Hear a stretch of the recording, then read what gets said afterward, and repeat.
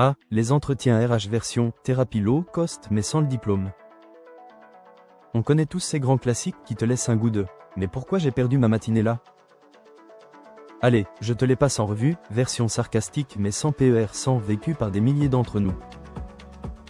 1. L'entretien, psy sur canapé, tu entres, elle est vautrée dans un fauteuil ultra design ou carrément sur un canapé, pour le côté, on est détendu ici, immobile comme une statue de Bouddha sous Xanax.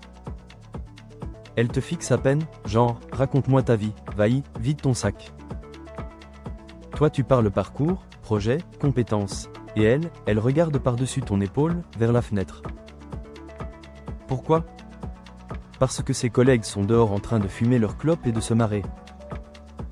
T'es littéralement le fond sonore de leur pause cigarette. Zen. 2. L'entretien, question piège de base, elle attaque direct. Pourquoi vous postulez chez nous ? Toi, intérieurement ? Ben, pour payer mon loyer et manger, comme 99 PER 100 des humains.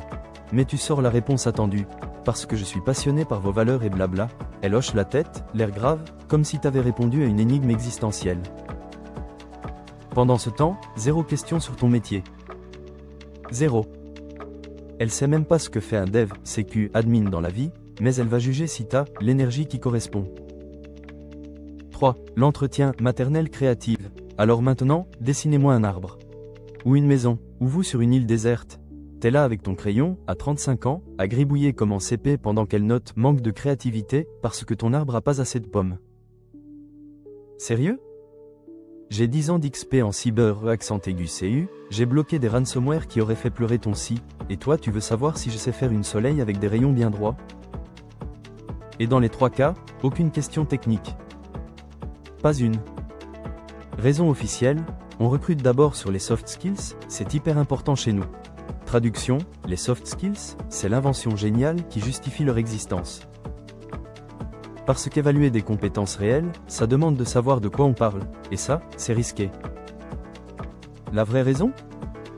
Se foutre de notre gueule en interne. Tu verrais le mec d'aujourd'hui, il a dessiné un arbre tout moche MDR, rigolé entre collègues, et validé son salaire, souvent bien juteux, auprès du PDG en jouant à la gardienne du FI culturel. Parce que dès les 30 premières secondes, elle a déjà décidé si tu pâchais ou pas. Le reste ? Juste un spectacle pour justifier les 3 mois de process et son poste. Moralité, les RH, certaines, pas toutes, ont transformé le recrutement en théâtre d'impro où le candidat est le clown et elle, les critiques payées pour dire « pas assez fun ». Mais nous, on continue à postuler. Parce qu'il faut bien manger. Et un jour, peut-être, une entreprise embauchera direct sur compétences, ou au moins posera une question métier avant de te faire dessiner une putain de maison. Courage les Warriors, vous êtes pas seuls. Et si vous avez vécu pire, balancez en commentaire, on va se marrer, jaune, mais on va se marrer.